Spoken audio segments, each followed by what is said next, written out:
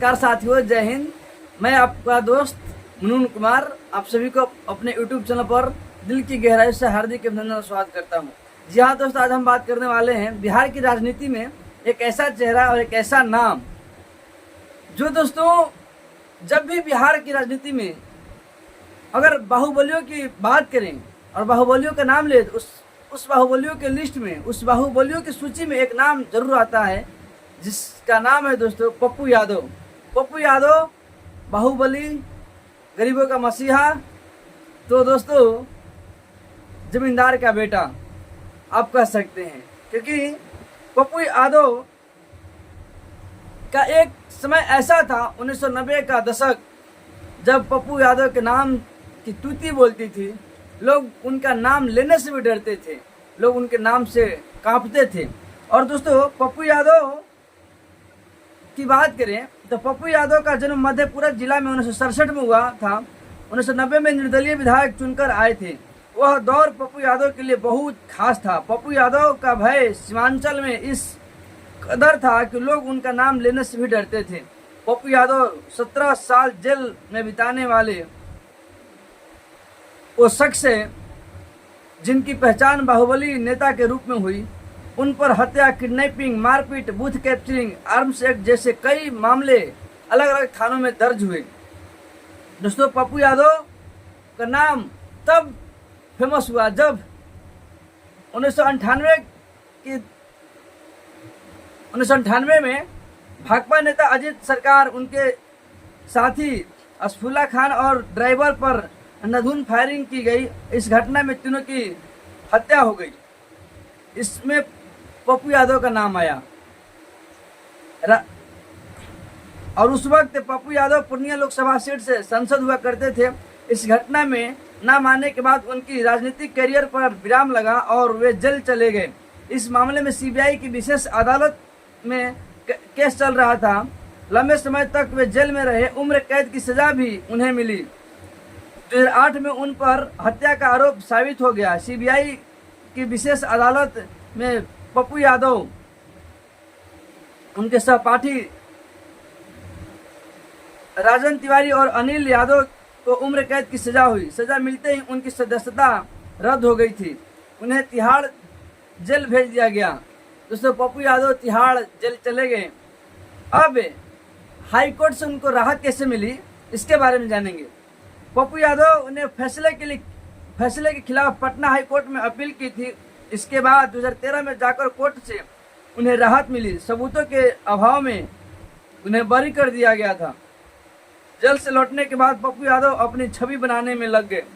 दोस्तों जब वो 17 साल जेल में रहे और जब 2013 में जेल से बाहर आए, क्योंकि पटना हाईकोर्ट में वो अपील दायर किए थे अपने उम्र कैद के विरोध में, और मजबूत साक्ष्य नहीं होने की वजह से 2013 में पप्पू यादव जेल से बाहर आ गए।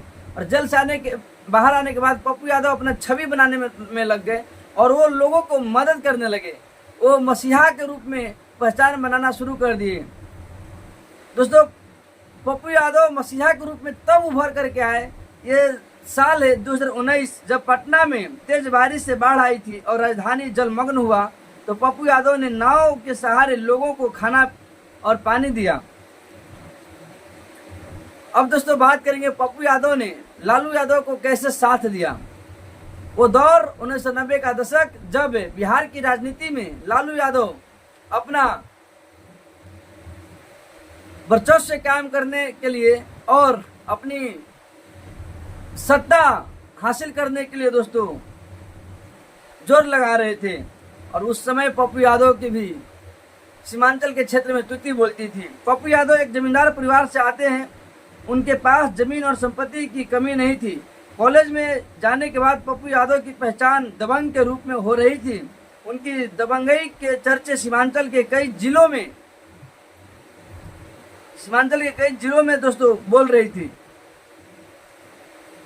1980 के बाद कि उसी वक्त लालू प्रसाद यादव अपनी राजनीतिक कैरियर चमकाने में लगे हुए थे। उस वक्त कॉलेज में से निकलने के बाद पप्पू यादव ने लालू यादव का साथ दिया और पप्पू यादव की दबंगई लालू यादव के काम आई।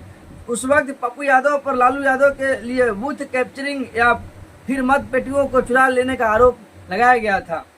मतलब ये पप्पू यादव लालू यादव के लिए काम किए, बूथ कैप्चर करना, वोट को अपने पक्ष में दिलवाना, लोगों को डरा धमका कर लालू यादव के पक्ष में वोटिंग करवाना, ऐसे आरोप इनके ऊपर लगाए गए।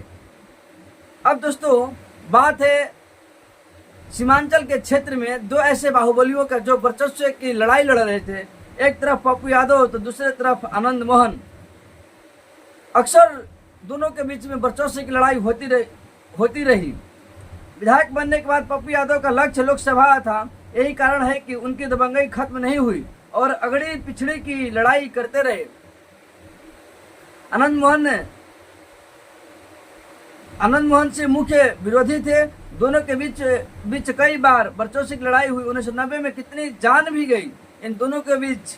जानकार बताते हैं कि सहरसा में पामा में पप्पू यादव के समर्थक और आनंद मोहन के समर्थकों के बीच जमकर गोलियां चली और इसमें कई लोगों की जानें चली गई। दूसरी घटना पूर्णिया के भांगड़ा में हुई थी, यहाँ भी कई लोग मारे गए। हालांकि उस वक्त दोनों की वर्चस्व की लड़ाई लड़ते लड़ते पप्पू यादव पिछड़ा की राजनीति और यादव समाज को एकजुट करने के लिए वोट की राजनीति कर रहे थे, तो आनंद मोहन अगड़ी जाति की राजनीति के रूप में उभर रहे थे। पप्पू यादव की राजनीतिक करियर जो है दोस्तों, 1 बार विधानसभा और 5 बार लोकसभा गए। पप्पू यादव 1990 में विधायक बनने के बाद 5 बार लोकसभा के सदस्य रहे। पहली बार 1991 में पूर्णिया से निर्दलीय चुनाव लड़े और वो जीत हासिल की। इसके बाद 1996 और 99 में भी वो पूर्णिया से ही निर्दलीय सांसद बने। 2004 में लालू प्रसाद यादव ने उन्हें मधेपुरा से आरजेडी का टिकट दिया और वह चौथी बार जीते। 2008 में उन पर हत्या का आरोप साबित हो गया तो उनकी सदस्यता रद्द हो गई। 2013 में पटना हाईकोर्ट से राहत मिलने के बाद पप्पू यादव फिर 5वीं बार 2014 में आरजेडी के टिकट से मधेपुरा से चुनाव लड़े और 5वीं बार भी जीते।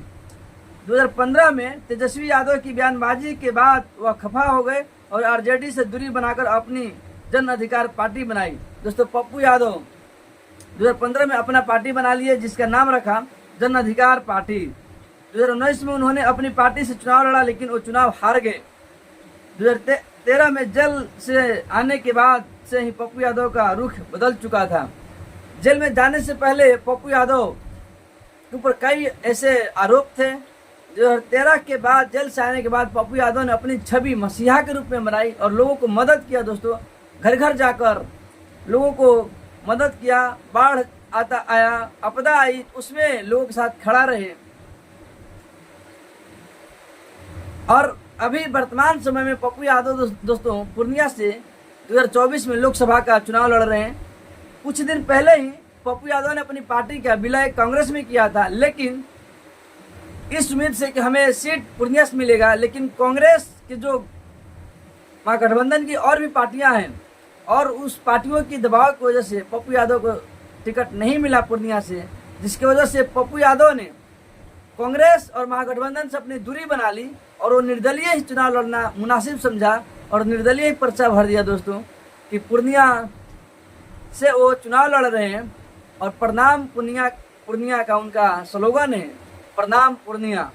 और देखते हैं कि इस बार क्या हो रहा है। आई होप कि पप्पू यादव जीते, लोकसभा जाए और जो पिछले कुछ समय से उन्होंने अपना छवि बरकरार रखा है मसीहा के रूप में, लोगों को मदद करना, गरीबों की आंसुओं को कीमत समझना, आंसू पोंछना, तो अपने इस वादे पर वो कायम रहे और लोगों को मदद करें।